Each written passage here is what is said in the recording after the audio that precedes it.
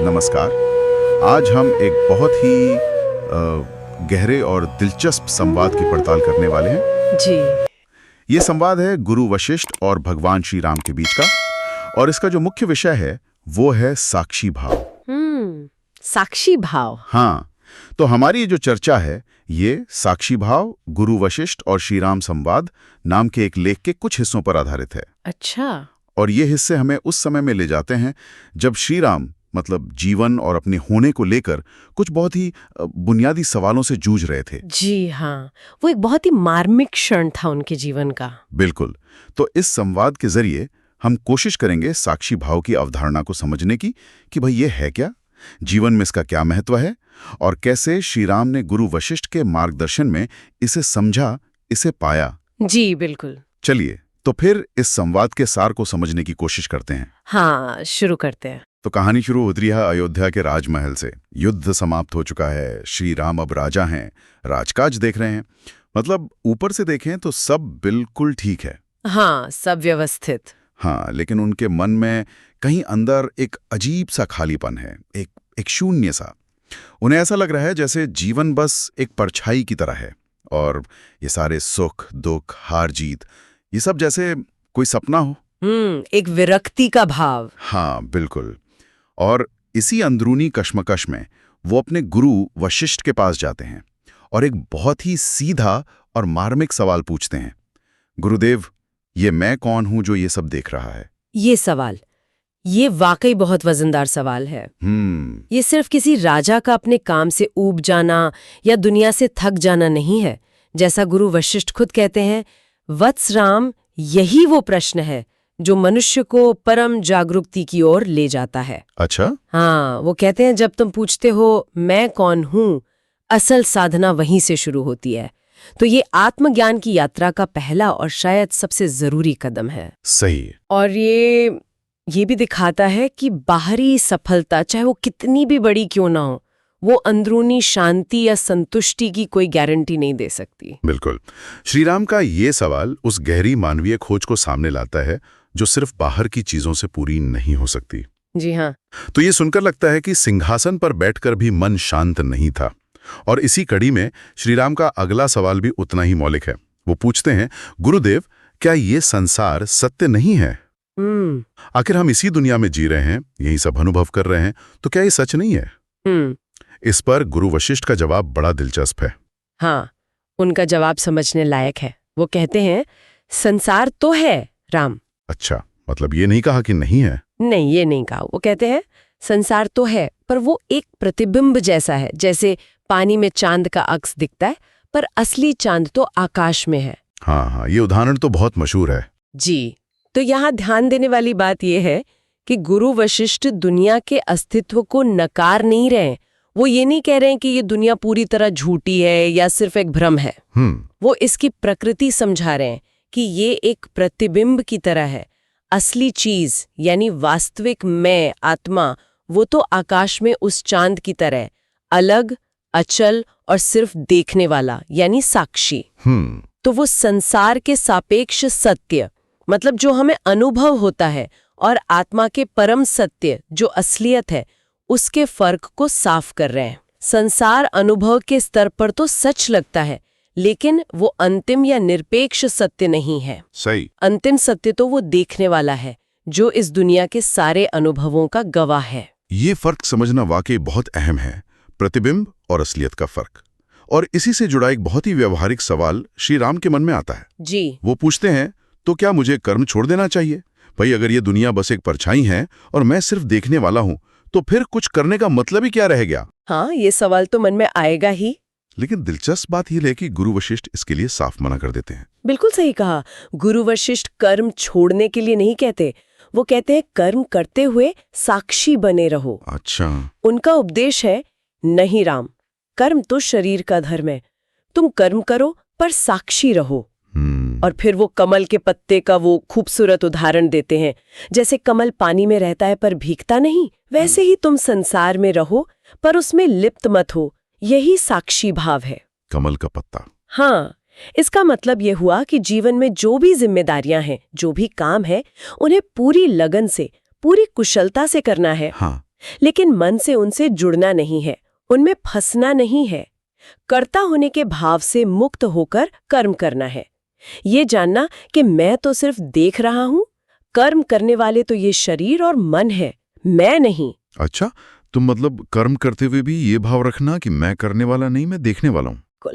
ये कर्म योग का एक बहुत गहरा और जरूरी पहलू है, जहां कर्म और ज्ञान के बीच एक संतुलन बनाने की बात है। ये हुई ना बात, कर्म योग का ये रास्ता, कमल के पत्ते की तरह जीना, कर्म करते हुए भी निर्लिप्त रहना। मगर ये जो देखने वाला भाव है, ये साक्षी, इसे असल में पकड़ें कैसे?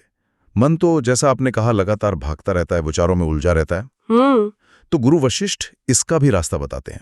वो श्री राम से कहते हैं कि आंखें बंद करके अपने ही मन को देखो। बिल्कुल, वो कहते हैं देखो कैसे विचार आ रहे हैं, कैसे जा रहे हैं, कैसी भावनाएं आ रही हैं, जा रही हैं। और फिर वो उस राज को खोलते हैं, जो देख रहा है वही तुम हो, वही आत्मा है, और जो देखा जा रहा है वो सब माया है। अच्छा, यही साक्षी भाव के अभ्यास का सार है। गुरु वशिष्ठ यहाँ देखने वाले यानी चेतना, आत्मा, दृष्टा और देखे जाने वाले यानी मन, शरीर, विचार, भावनाएं, बाहरी दुनिया, मतलब जो कुछ भी अनुभव में आ रहा है, इनके बीच एक साफ फर्क करने को कह रहे हैं। आमतौर पर तो हम खुद को अपने विचारों और भावनाओं से एकदम जोड़कर ही देखते हैं ना। जैसे मुझे गुस्सा आ रहा है या मैं बहुत दुखी हूँ, ऐसा लगता है जैसे मैं ही गुस्सा हूँ, मैं ही दुख हूँ। हाँ, बिल्कुल। हम खुद को अपने विचारों, अपनी भावनाओं या अपने शरीर से एकाकार कर लेते हैं, उनमें जैसे घुल मिल जाते हैं। साक्षी भाव का अभ्यास हमें इसी पहचान से, इसी आइडेंटिफिकेशन से मुक्त करता है। जब हम अपने विचारों को सिर्फ आते जाते देख पाते हैं, बिना उनमें उलझे, जब हम अपनी भावनाओं को महसूस तो करते हैं पर उनके साथ बह नहीं जाते, तब हम उस देखने वाले की जगह पर स्थिर होते हैं। अच्छा, गुरु वशिष्ठ कहते हैं, मैं देख रहा हूं, बस यही साक्षी भाव है। और अगर हम इसे आज के संदर्भ में देखें, हाँ, तो ये आजकल जो माइंडफुलनेस या आत्म जागरूकता के अभ्यास सिखाए जाते हैं, उनसे काफी मिलता जुलता है। जहां हम अपने अंदर की दुनिया के प्रति बिना कोई फैसला सुनाए, बिना कोई लेबल लगाए, बस सजग होते हैं। हाँ, ये सजगता, ये समझ कि मैं देखने वाला हूं, ना कि वो चीज जो देखी जा रही है, ये बात तो समझ आती है। पर गुरु वशिष्ठ इसके आगे एक और गहरी परत खोलते हैं। जी, वो कहते हैं, और जब देखने वाला और देखा जाने वाला एक हो जाए, तब अद्वैत प्रकट होता है। और ये उपदेश सुन के कहते हैं श्री राम की आंखों से आंसू बहने लगते हैं। दुख के नहीं, बल्कि एक गहरी अनुभूति के आंसू थे वो। हाँ, ये साक्षी भाव की चरम अवस्था है। इसे ही अद्वैत या नॉन ड्युअलिटी कहा गया है। अद्वैत? हाँ, देखिए, अभी तक हम देखने वाले और देखे जाने वाले के फर्क को समझ रहे थे, जो द्वैत यानी ड्युअलिटी का स्तर है। साक्षी भाव इस द्वैत में रहते हुए भी दृष्टा भाव में टिके रहने का अभ्यास है। ठीक है। लेकिन जब ये अभ्यास गहरा होता है, जब देखने वाला इतना स्थिर और शांत हो जाता है कि दृश्य यानी मन, विचार, संसार उसमें जैसे घुलने लगते हैं, तब ये फर्क मिट जाता है। अच्छा, देखने वाला और देखा जाने वाला दो नहीं रह जाते, केवल शुद्ध चेतना बाकी रहती है। वाह! और ये सिर्फ कोई दिमागी समझ नहीं है, कोई इंटेलेक्चुअल कॉन्सेप्ट नहीं है। ये एक सीधी, गहरी और पूरी तरह बदल देने वाली अनुभूति है। श्री राम के आंसू उसी गहरी अनुभूति, अपने असली अद्वैत स्वरूप को पहचानने की खुशी और शांति के प्रतीक हैं। ये वो पल है जहां खोजने वाला और जिसे खोजा जा रहा था वो एक हो जाते हैं। और इस गहरी अनुभूति के बाद श्री राम में जो बदलाव आया वो भी बिल्कुल साफ दिखाई देता है। जी, वो गुरु को प्रणाम करते हुए कहते हैं, गुरुदेव, अब जान लिया, मैं देह नहीं, मन नहीं, विचार नहीं, मैं तो वो चेतना हूं जो सबको देख रही है। मैं वही ब्रह्म हूं, शांत, अचल, निराकार। इस ज्ञान की घोषणा के बाद गुरु वशिष्ठ उन्हें आशीर्वाद देते हैं और कहते हैं कि वत्स, यही ज्ञान मुक्ति है, और जो साक्षी भाव में स्थिर हो गया उसके लिए तो जन्म और मृत्यु भी बस एक खेल की तरह रह जाते हैं। इस रूपांतरण का, इस बदलाव का व्यवहारिक पहलू समझना बहुत जरूरी है। हाँ, वो क्या है? देखिए, ज्ञान मिलने के बाद श्री राम सब कुछ छोड़कर कहीं जंगल में नहीं चले गए। नहीं, वो तो राजा ही रहे। हाँ, वो वैसे ही राजा बने रहे, पुत्र की भूमिका निभाते रहे, अपने सारे सांसारिक और राजकीय कर्तव्य वो सब पूरे करते रहे, लेकिन उनके अंदर भीतर एक अद्भुत शांति, एक ठहराव, एक साक्षी भाव हमेशा कायम रहा। अच्छा। बाहर से वो वही काम कर रहे थे, पर भीतर से वो केवल साक्षी थे, शुद्ध चैतन्य थे। तो इसका हमारे लिए क्या मतलब हुआ? क्या ये स्थिति सिर्फ एक राजा या किसी महान योगी के लिए ही संभव है, आम इंसान के लिए भी है? नहीं, बिल्कुल नहीं। इसका मतलब ये है कि साक्षी भाव हमें दुनिया से भागने या अपनी जिम्मेदारियों से मुंह मोड़ने को नहीं कहता, बल्कि ये हमें सिखाता है कि दुनिया में रहते हुए, अपनी सारी भूमिकाएं निभाते हुए भी कैसे अंदरूनी आजादी, शांति और संतुलन बनाए रखा जा सकता है। अच्छा। ये जीवन जीने की एक कला है, जहां हम पूरी तरह से मौजूद और सक्रिय रहते हुए भी अपने असली स्वरूप से जुड़े रहते हैं।